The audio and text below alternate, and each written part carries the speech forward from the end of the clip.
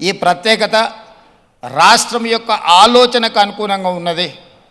ఈరోజు రాష్ట్ర ప్రభుత్వం ఏదైతే ఎకో టూరిజం పాలసీలో ఇలాంటి పార్కులు మేము డెవలప్ చేయాలనుకుంటున్నామో, రాబోయే రోజుల్లో ఖాళీ వరి పండించడమే కాదు, ఇతర కమర్షియల్ క్రాప్స్ వైపు ఈరోజు వనాలు, ప్రకృతి వనాలను పెంచడానికి కూడా రైతులను ప్రోత్సహించడానికి ప్రభుత్వం వైపు నుంచి ప్రణాళికలు ఉన్నాయి.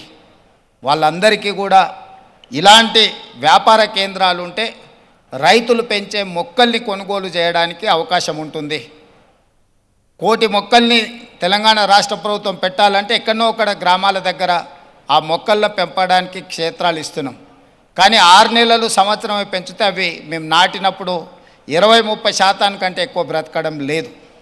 అందుకే రాబోయే రోజుల్లో మా మంత్రి గారికి సూచన చేస్తున్నా, అదేవిధంగా ఫారెస్ట్ మినిస్టర్ గారికి కూడా నేను ఆదేశాలు ఇస్తా. 2-3 సంవత్సరాలు పెంచిన మొక్కల్ని తీసుకెళ్ళి నాటితే మొక్కలు బతకడానికి ఎక్కువ అవకాశం ఉంటుంది. కానీ మరి రైతు 2-3 సంవత్సరాల ఆదాయం లేకుండా ఉండాలి అని అంటే రైతు బ్రతకం కూడా కష్టమవుతుంది. అందుకే దానికి తగ్గట్టుగా ధర చెల్లించి రాష్ట్ర ప్రభుత్వమే కొనుగోలు చేసి రాష్ట్ర ప్రభుత్వం నాటే హరితహారం మొక్కల్ని 3 సంవత్సరాలు 4 సంవత్సరాలు పెంచిన పెద్ద మొక్కల్ని నాటితే అది ఒక్క సీజన్లో మనం కాపాడుకోగలిగితే చాలు, అది తప్పకుండా చెట్టుగా వృక్షంగా మారే అవకాశం ఉంటుంది. అందుకే రాబోయే రోజుల్లో ప్రభుత్వం యొక్క విధి విధానాలను చర్చించుకొని వాటిని సవరించుకొని తెలంగాణ రాష్ట్రాన్ని ఒక ప్రకృతి వనంగా మార్చాలని. అక్కడ రామయ్య గారు ఉన్నారు, ఒక సామాన్యమైన రైతు. మీరందరూ వారెవరో అనుకోవచ్చు. రామయ్య గారు ఆయన ఒక వ్యవసాయ కుటుంబం నుంచి వచ్చి మొక్కలు నాటే కార్యక్రమంలో భారత ప్రభుత్వం వారికి పద్మశ్రీ అవార్డు ఇచ్చింది. చిరంజీవి గారు రాణిస్తే చిరంజీవి గారికి పద్మభూషణ్ ఏ విధంగా ఒక రంగంలో రాణిస్తే ఇచ్చిండ్రో, ఒక రైతుకు కూడా మొక్కలు నాటడంలో రాణించినందుకు రామయ్య గారికి ఆ గుర్తింపు వచ్చింది. ఖమ్మం జిల్లాలో ఒక మారుమూల ప్రాంతంలో ఉండే ఒక వ్యవసాయ రైతు మొక్కలు నాటడం వల్ల పద్మశ్రీని సాధించిండు.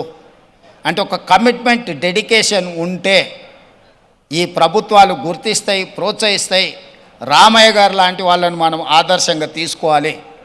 అందుకే ఈ మధ్యకాలంలో కేంద్ర ప్రభుత్వాన్ని కలిసినప్పుడు మాకే నాంపే ఎక్ పేట్ అంటే తల్లి పేరు మీద విద్యార్థులందరూ ఒక మొక్కను నాటి దాన్ని సంరక్షించాలనే ఒక విధానాన్ని ముందుకు తీసుకొస్తున్నాము.